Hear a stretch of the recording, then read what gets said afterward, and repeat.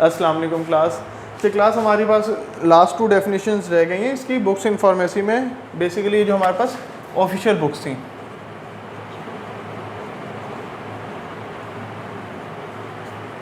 United state pharmacopoeia, जिसको हम क्या कह सकते हैं, यूएसपी। ठीक हो गया। अच्छा, ये इस बारे में हम थोड़ा सा और डिस्कस कर लेते हैं। ये क्या, it is one of the leading and important pharmacopoeias. ये सबसे ज़्यादा लीडिंग है क्योंकि ये लीड करी है हमारी सारी मेडिसिन्स को, फार्मूलरीज को, फार्माकोपियास को।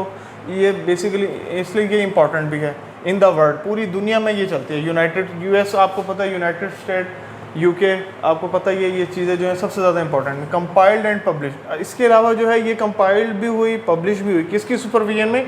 यूनाइटेड स्टेट की सुपरविजन में ये कंपाइल्ड और पब्लिश हुई। इसलिए हम इसको क्या कह सकते हैं, it is also called as United State pharmaceuticals convention. इसलिए क्योंकि ये बेसिकली यूनाइटेड स्टेट्स की कन्वेंशन थी, उनकी इजाद है, तो इसलिए इसका पूरा नाम क्या, और मेडिसिन के बारे में हो रही है, फार्मास्यूटिकल्स के बारे में हो रही है, इसलिए इसकी क्या नाम है, United State pharmaceutical convention, USP. अच्छा जी, इसमें बेसिकली हम फाइंड क्या करें, it is used to determine, सबसे पहली चीज़ है इसमें स्ट्रेंथ, नंबर 2 पे क्वांटिटी, थर्ड नंबर पे प्योरिटी।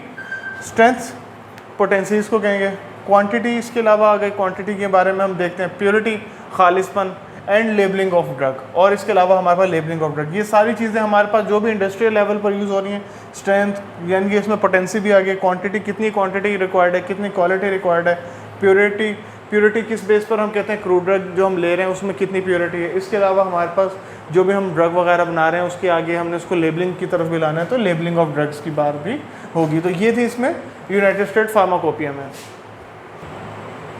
अच्छा, नेक्स्ट हमारे पास है यूनाइटेड स्टेट फार्माकोपिया। इसको भी हम इसमें बेसिकली यूनाइटेड स्टेट में इसमें हमारे पास नेशनल फार्मूलरी भी आ गई, ऐड हो गई, यूएनएफ जिसको हम कह सकते हैं, यूएनएफ भी इसमें ऐड हो गई इन 1888।